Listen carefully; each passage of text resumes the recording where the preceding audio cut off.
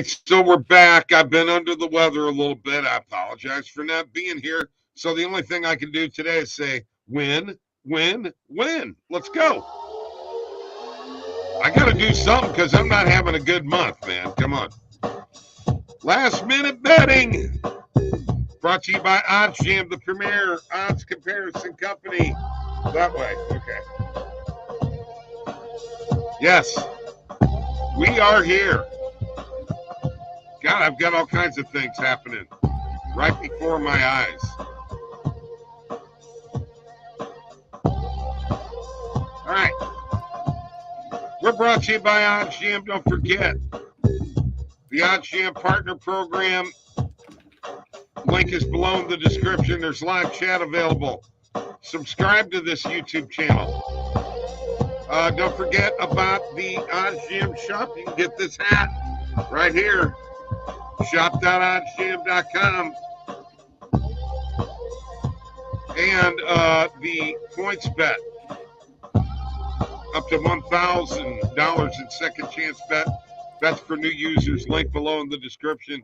We are here, me and Jabari. Brandon Freeman, how in the heck are you doing? Yeah, I know it's rough. Well, look, you made it.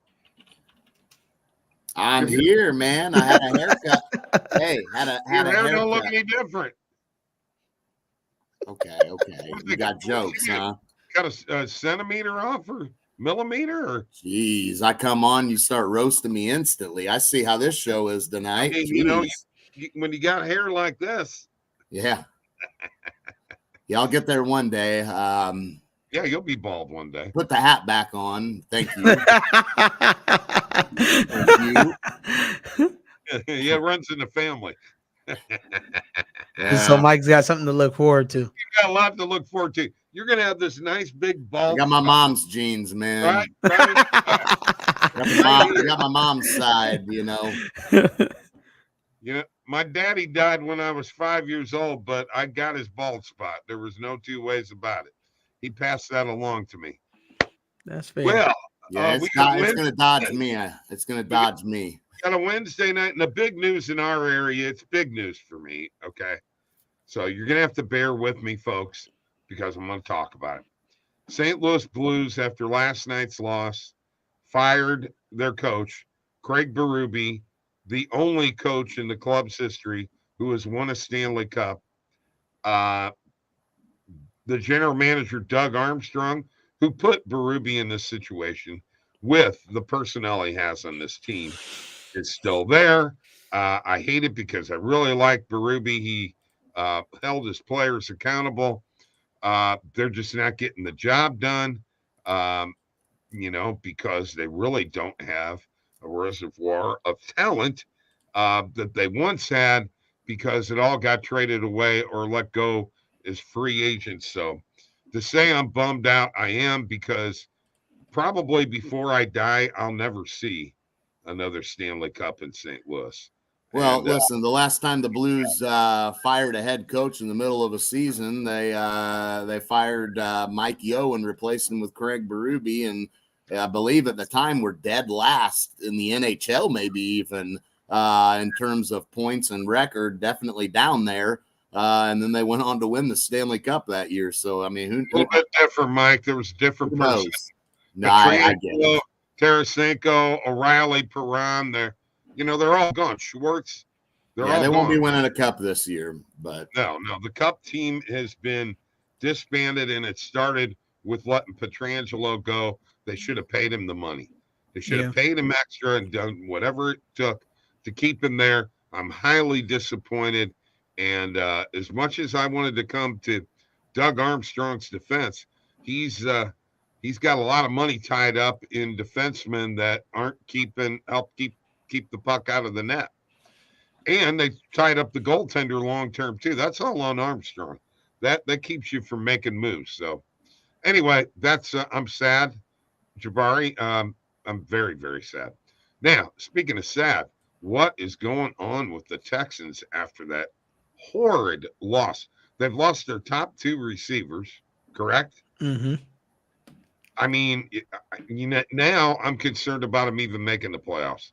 I was thinking, all along that they would be a shoo-in to do it, but I don't think CJ can do it on his own. No, they should go. In my opinion, they should just go ahead and rest CJ for the rest of the season. In my opinion, it was a great run. You got to see what he got to do, but now it's time to pull him before he gets a serious injury.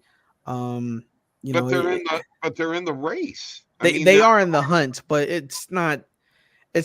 There's nothing for you to prove. You're not going deep. The only thing you have, like, there is a lot for you to lose, but there's a lot for you. There's nothing for you to gain. You're not winning a Super Bowl, not even making a deep playoff run there, but there's a lot for you to lose. CJ Stroud tears something, you're done. You're oh done. yeah, Like, yeah. you don't have a choice but to sit him, and then you're no longer in the race. You lost your starting QB, who is your franchise player. Tank Dell's already done. So, I mean, at this point, it's no reason to even further play him anymore. There's like 4 games left in the season. There's not a lot of reward here. Okay, now we haven't had you here all week. The big news of the week was the penalty call in the Kansas City game, the offensive offsides, which, I mean, I don't ever hear that call. I hear illegal formation, something like that, but I never hear offensive offsides. I believe that it had no impact, and usually, as Peyton Manning said, you should blow the play dead. There's a lot of people out there that think that the Chiefs are whining, and they're tired of hearing about it. But I haven't talked to you or Mike about this.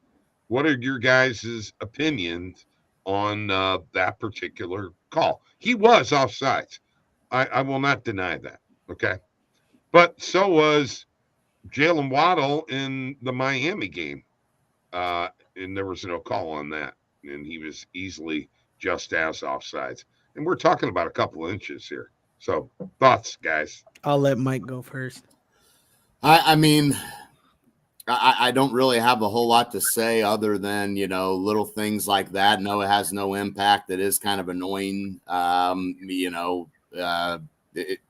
don't understand why we're, letting something so minor impact the game. Sometimes in the NFL, I just get burnt out on all the ticky-tackness. And then, you just feel like at one point in the game, they're nitpicking everything. Then you get deeper in the game and they don't call anything when it matters. It's like, man, it's just so backwards with the officiating in the NFL. You just don't know from one quarter to the next or one game to the next what you're going to get, what's going to be called. I mean, it's a mess with the officiating. It drives me nuts. Okay, Jabari, what do you think? Yes, they're whining. That's all I got to say about it. They're whining. Because when it came time in the Super Bowl for them to get a call, they got a call. They won a Super Bowl off of it. So sure, that is true. I don't like that he went up to Josh Allen whining about it. Like, it was just kind of unsportsmanlike to me. But hey, man, I understand you're upset, but take that with you to the locker room, man. I don't want to hear that. You don't want to hear that, but let me tell you what I like in this too, and I'm going to go to basketball. This is like that ticky-tacky hand check foul that they will call sometimes out of friggin' nowhere, and they're letting the thing go the whole game, and then all of a sudden, at a very important part of the game, and especially in college basketball, they call that little ticky-tack hand check foul, and I think that's a bunch of crap. Okay, it's not in Andy Reid. I think it was over 2,000 plays that he's called in his career. It's the first time he's ever had that called. So you know what? The NFL's stupid.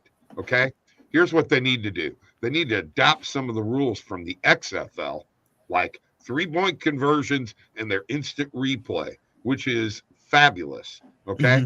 That's what they need. I don't disagree with that. I don't disagree with that part. And the problem is that this is just the nature of sports. You're going to get that. You're going to get the officials that are going to make the questionable call here and there. I mean, again, like Jabari said to the Chiefs, I mean, you had a call go your way in a big moment. So,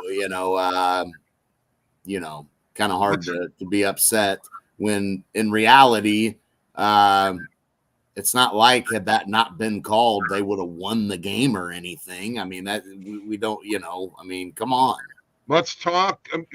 Well, we don't know that they would have won the game. They would have been ahead. But we know they won the game. We know they won the game off that penalty.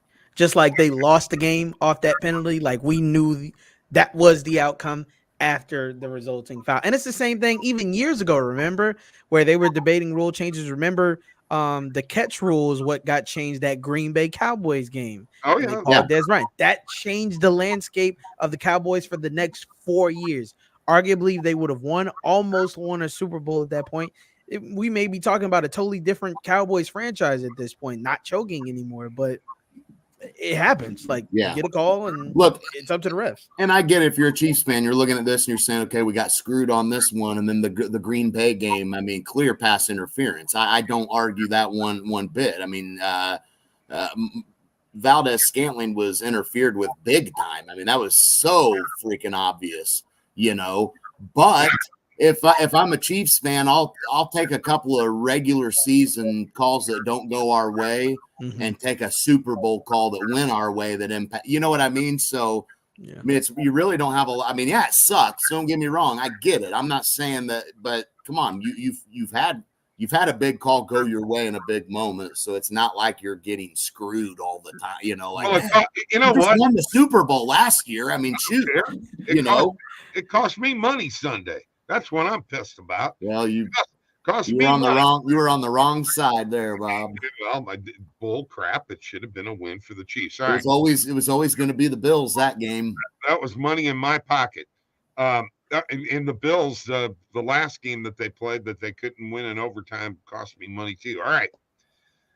Shohei Ohtani, we haven't talked about him. An unbelievably ridiculous contract, which now $68 million per year for 10 years is going to be deferred 10 years down the road. So the Dodgers are only getting hit with $2 million a year. It looks like they're going after Tyler Glass now. The rich get richer. And guys, I'm calling for it right here. Twitter, hear me right now. Twitter, hear me right now. YouTube, hear me right now. Facebook, we need a salary cap in Major League Baseball. This is out of control. No guy's worth $700 million. It's insane. Look, it is insane. I will say that. When I look at baseball and you think of, the kind of money you can end up because of this, and it sucks because it puts it puts only a few teams in the mix to get a guy like Shohei Ohtani, like at least in the NFL or even in the NBA, you somewhat feel like your team may have a chance to land that really good player, superstar type player potentially. In MLB, I mean, it's like night and day, man. It's you got a few teams that are probably going to land them, and that's it. You got your Dodgers, your Yankees. You throw the Red Sox in there, and those are kind of the main ones right there. They're the only ones that are going to have the money to pay these guys. Nobody else can. I mean, the Marlins, they can't afford. No, they can't afford. Well, he's going to make more per year on his average in the contract, more than 8 Major League Baseball teams' payrolls are. He's making more. He's making more than the Marlins' whole payroll is. So how are they going to afford him? No, they're completely out of it. It's always been that thing of location, right? It's always been that thing of location where, I mean, different teams have different. What is the word called in basketball?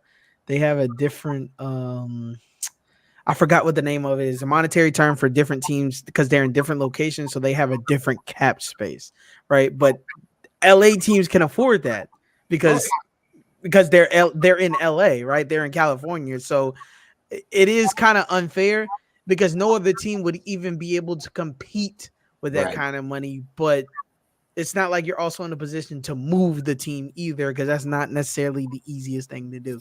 So it is unfair. I agree. Yeah, unfortunately, that's the way it is. You got it's TV money and the whole nine Well, I yards. mean, it's like with Toronto. We heard Toronto, the Blue Jays may have been in the mix for Ohtani, but if you thought about it, it's like, how the heck would they be able to even pay him at the end of the day? $700 million. Now they may have been scrambling and trying to figure out, okay, how could we make this work? But at the end of the day, they weren't going to be able to get. The only way they'd be able to pay him is they need to win 2 World Series with him being there. The revenue they generate off of the World Series, they'd probably be able to pay him off of that. But that's a big if versus and then the team that has the money up front.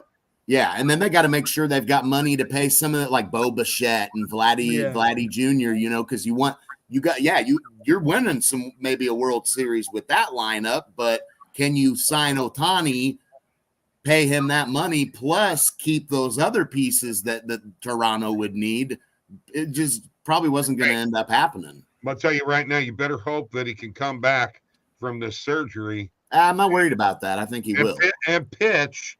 I'm not worried about it, Bob. The way that he pitched before the injury. Because if he doesn't, or you only get 2 or 3 years of that level, then you know what? It's a bust and it's a waste. And I'll say that right now. And I'm going to tell you another thing. The reason the guy can defer the money and afford to do that is he's going to make more than that in endorsement. He's already making like $40 million a year in endorsement money now. Now that he's in LA, good for him. Make all the endorsement money you can, buddy. Shoot. No, I agree. I'm just explaining to you why he can do that, and he's going to make a ton of money. But I'm telling you, he's going to pay that kind of money because of he's a pitcher and a hitter. You got to remember, we're talking about a $70 million designated hitter, boys. For right now. But I mean, he's a DH and he's a pitcher. We're that's like paying $35 million for 2 different guys, but you have him in one, right? So, and I found it's luxury tax. They're still paying a $46 million payroll to him. When you include luxury tax and everything, but I looked up the number. It's $857 million in 9 years. So in 10 years, well, from this year, they owe $857 million between Ohtani, Freddie Freeman, and Mookie Betts. I don't know where they're gonna generate that kind of money, but good God, I know. That's a lot. It's insane. It's insane. Good information there, Jabari. Good information. Yeah, very good information there. I'm not disagreeing with you. I think he's. I mean, if he comes back and can't pitch or blah blah, that's not going to happen. He's going to come back and probably be just as good as he was, and could end up being better as time goes. I mean, you're almost paying 2 players in one, because if the option, they'd find if he couldn't pitch, they'd find a place to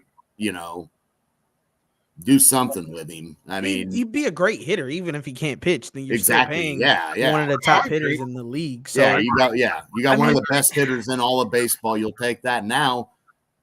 I'm trying to figure out if it's fully guaranteed, because if he does bust, do they have the option to lessen that rate or restructure, or if it's guaranteed, it's just done? It's done. God! It's Major League Baseball. The contracts are guaranteed. It's not like in the NFL where you get signing bonuses. That's why they give them the signing bonuses, because they can get cut out of camp. If you got the $30 million signing bonus, that's your money. If you get cut out of camp the next year, you still got that $30 million signing bonus. So, it's guaranteed.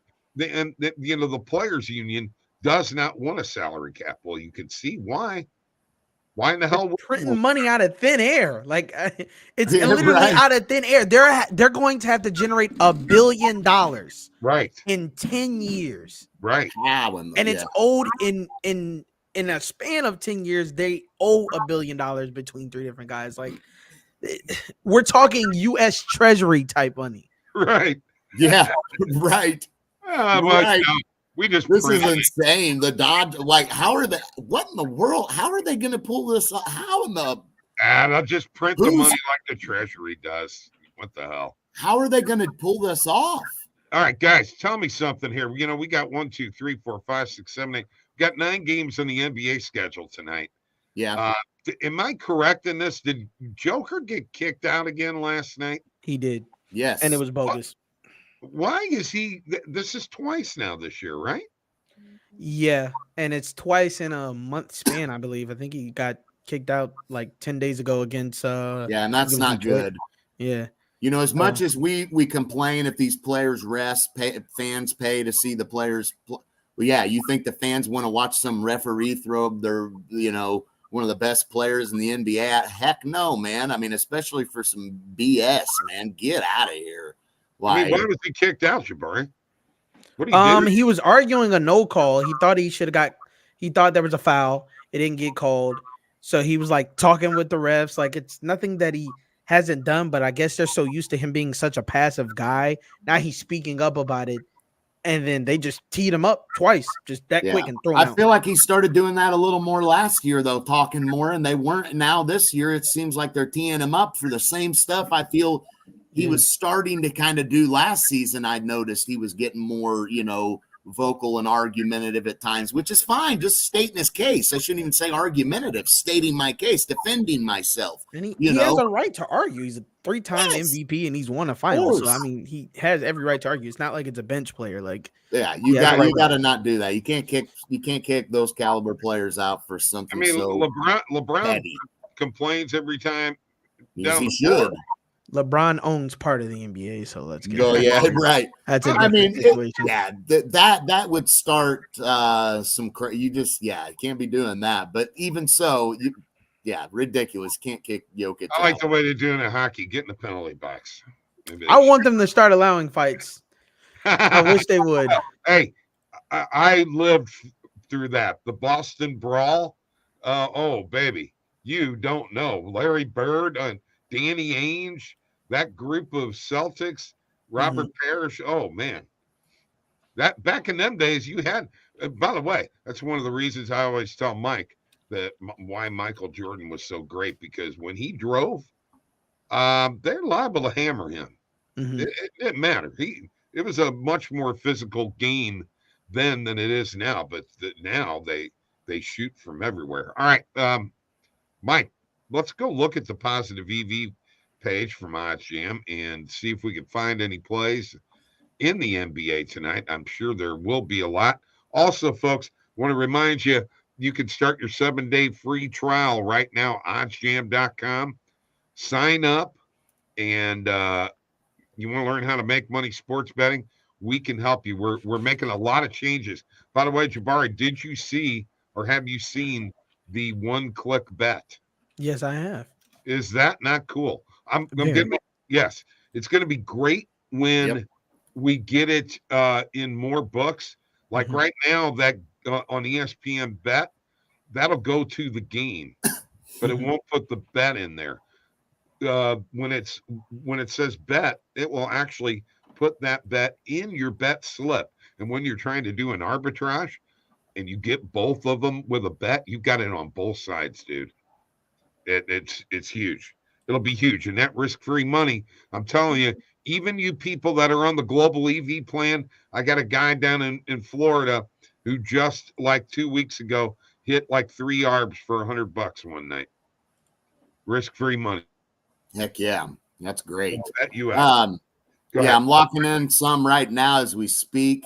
You'll see that top play, Bob, Norfolk State under 67.5. Team total, that's against Stony Brook tonight. I do like this play. I'm going to click on it and just see what everywhere else is kind of pricing this at. So you can see right here, looks like Pinnacle does favor this side. DraftKings evenly priced.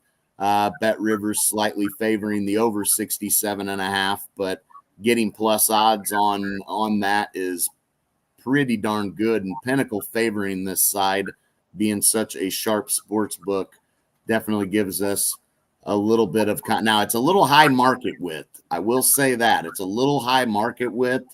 So I'm going to put less on it just because I'm not as confident in that play. With it being a little higher market width. The LeBron PRA, and I bet it's gone on. Yeah, it's already gone on here, but it was over on his PRA, and I would have jumped on that. Yeah, all kinds of plays right here. Brandon Miller under 2.5 threes. I'll roll with that. How's he adapting, guys, to the NBA? What are your guys' thoughts? Still slow, but yeah, it's expected from that franchise. Yeah, okay. Yep. Going to take a little bit of time. Too early to give a fair assessment. I got to see more. Got to give him a little more time. It's tough coming into the NBA. It's not an easy thing to do. But yeah, getting -130 on it. Look at the price on most of these books. That's pretty good. And I'm noticing we're seeing a lot on ESPN Bet right now. And yeah. Bob, if you remember, do you remember how Bet Rivers and Barstool used to have the same odds all the time? Yeah, that went away. Yeah, ESPN Bet has clearly got their own way. I think what was happening was Bet Rivers and Barstool were using the same, odds company or whatever. And I think that ESPN Bet is clearly going a different route now. So right. That's nice because now used to be you were almost treating Bet Rivers and Barstool like the same thing because their odds were always the same, on these plays. So you almost looked at it as just one book, even though it was two, because their odds were the same. So you'd hit it on either or, but ESPN Bet definitely different for sure. Yep, for sure. It looks like I think we've got DraftKings, FanDuel, and BetMGM, and maybe Caesars. Yeah, Caesars that will do the one-click bet. But I got to be honest with you, man. If you can do an arbitrage with the bet on both sides, it's going to tremendously help you in hitting arbs. Yeah, we missed the boat on this one right here. Look at this. Durant over 4.5 assists tonight. We could have got it at -113 on Bet Rivers. Look at what Bet Rivers has already changed their odds to on that play. Wow. -143. So they've already adjusted that. I would have jumped on that at -113. Yeah. You got recommended filters on? No, I don't have them on right now, but I can go turn. No, good question. Do I or do I not? I do. Yeah, you do. I was wrong. I do.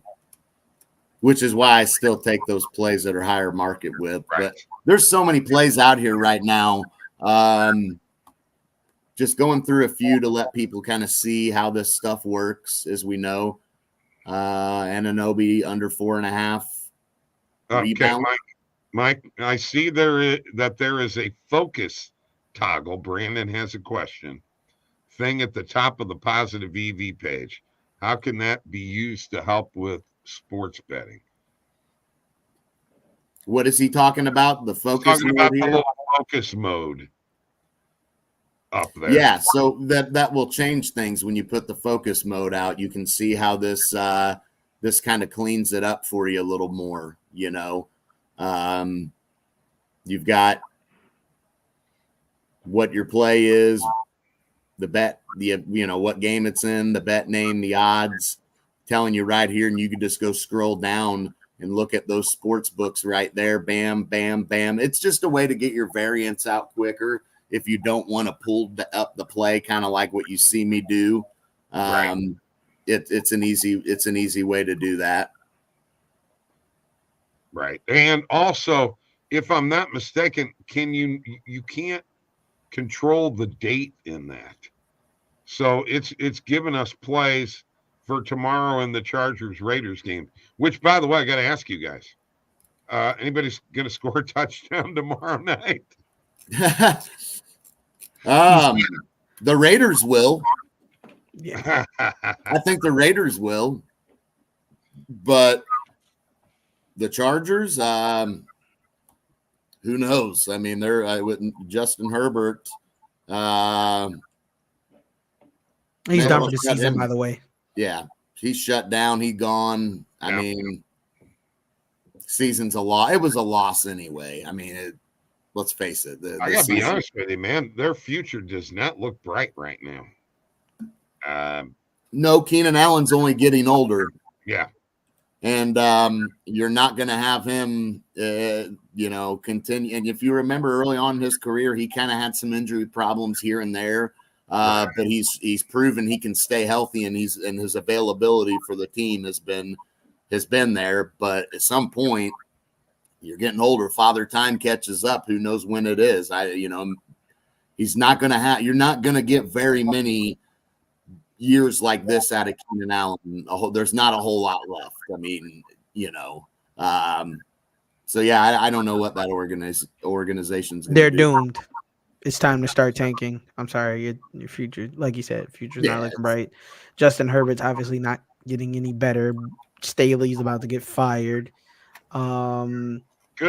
And then Quentin Johnston, he's been dropping balls all year.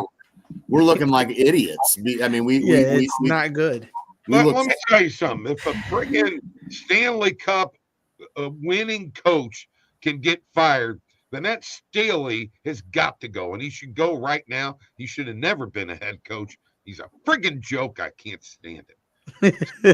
Well, that organization is a joke. You could go back as many years as you want. I believe they had interest in Andy Reid, and I think they went with Mike McCoy instead of trying to get Andy Reid. So they missed the boat there. They fired Marty Schottenheimer after a 14. And I mean, the organization's a joke. Yeah. I want Bill to go there. I'm sorry.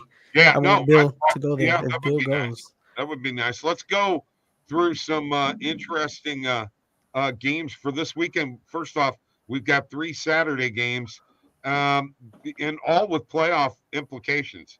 Vikings, Bengals, Steelers, Colts, Broncos, and Lions. What are you guys feeling on each one of these? Parlay as follows: Bengals, Steelers, Lions. Money okay. Line. All right. Money line. Yeah, I think I like the Steelers too. The Colts, evidently, pretty disappointing game. You really think the Broncos can keep this close? Because I got to be honest with you, the Bears did a number on the Lions the other day. They did, but it was on the road. Lions are at home here, and the Lions at home, even though they played bad, Jared Goff threw how many interceptions he threw that game? Like 3, and they still came back and won. So at home, they're a great team. All right. I hate to say this, but all of these have playoff implications. Even though it's the Falcons and the Panthers, the Falcons are, they don't have the tiebreaker, but it's a big game for them. Bears and Browns, same thing. A big game for the Browns. And the Bucks and the Packers, this is a huge game for the Bucks and a huge game for the Packers if they're going to hang in there. So a lot of playoff implications right there, along with, I hate to say the Saints and Giants, Texans still in it, and anything else here. Cowboys, Bills, and Ravens, Jaguars, guys. There's some big games this weekend. Any thoughts on any of these games? I'm trying to remember. Bucks, Packers. Do the Dolphins play this week? Yeah, they play the Jets. Yeah. Dolphins abysmal fourth quarter, lost them the game. You give up 3 touchdowns in 7 minutes. That's crazy. To the Titans. That happened. As follows, I'm gonna take the Titans, money line, the Niners, Browns. I'm gonna take the Packers. Jordan Love's been playing actually pretty solid as of late. Right. He's coming into the fold. I think the Jets beat the Dolphins here. Tyreek not 100%. Chiefs, Patriots, Chiefs. The Giants are beating the Saints at Ooh. home in the Dome. Falcons Ooh. beating the Panthers. Rams winning against the Commanders.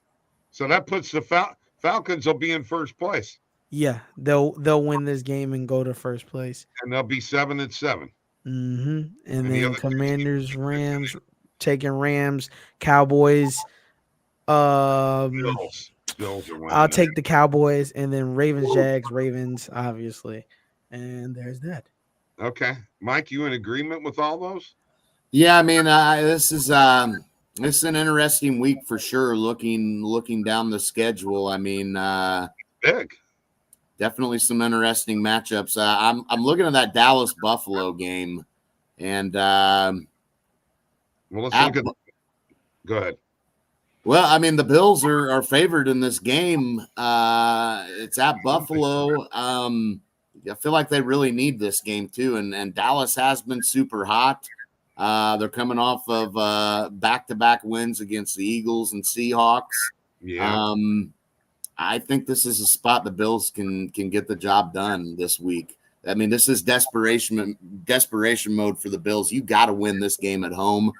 I really think they get the job done this week. Let me ask you guys a question. With looking at the standings the way they are right now, go to the playoff picture here real quick. In the AFC, the Bills are out. Okay, right? Is that correct? Buffalo is out of the playoff right now, but you've got 6 teams at 7-6. I mean, it very well could be that 2 teams from these 4 that are out could wind up ascending and jumping one of or 2 of these teams that are in the 6 and 7 spot. The AFC is friggin' crazy, guys. I feel like both AFC and NFC because you got like 5-6 teams that are 6 and 7 too. So right. Yeah. That's why I think the Bills are going to win. They're at home. It's a big game. I don't think that they'll let down. How you like that? Jabari, your Niners have the number 1 spot right now. Yeah, we clinched the playoff berth, and this is our year. Okay. Simple and plain. All right. Yeah, you're right about that. You have 4, 5, 6, and 7 teams that are in it, and believe it or not, I hate to say this, but the Giants and the Bears, oh my, are not out of it. Yeah, they're not. Gonna be. It's a crazy year. I really like the Saturday slate, man. I'm excited about those 3 games. I think that's going to be really, really good. All right, it's another day to bet on the NFL. I mean, well, let's go. Yeah, give it to us, guys. I mean, we got a Thursday night game, and look, it's not one any of us are hyped about, but you know, there's some bets to maybe some plays to some anytime touchdown scores to be found for the Raiders, and then Saturday we get 3 games, and then we get games Sunday, and then Monday we get a game too. So who's not excited? Look who's here, Scott Cope, Mike. This is the guy who's won parlays in the past. That's right. What do you guys think about an Islanders, Canadians, and 76ers parlay? Who are the Canadians playing? Canadians are at home against Pittsburgh. Pittsburgh did just play last night. I do think I would lean towards taking Montreal as a home underdog in that spot. I mean, Montreal, not a bad team. Pittsburgh, about equal in all honesty. So a home underdog, you got 2 teams that are pretty equal. I like the home underdog there. Islanders, yeah, Anaheim's kind of been falling off at New York. I don't think you could go wrong there. Who does Philadelphia play tonight? Detroit? Yeah. Are you just a money line parlay, 76ers money line with the other 2? I mean, yeah, that would be a solid 3-leg parlay if you're taking the Sixers on the spread. Probably good there too, honestly. Yeah, money line is really. But money lines I mean, no doubt there. Yeah. Money line, yes, I like it. Yeah, I like. I'm on all those. Did you see that, Stephen Batts up? There's a parlay for you right there. Yeah. Islanders, Canadians, and Sixers. There you go. I'm in. Home underdog in Montreal tonight. You know, Montreal's, I mean, they're one game below 500. I mean, Pittsburgh's 12-12. You know? Yeah, pretty. And you got a 12-12-3 team playing a 12-13-3 team. Right. I'll take the home underdog. Boy, sure would like to win another cup. Maybe that'll happen one of these days. All right, folks. I can't help it. I'm really depressed about that. Hey, have a great night. We'll be back here tomorrow night. I'm not sure who's going to be with us. Jabari, excellent job as always. Mike, thanks for showing up on time. Better late than never.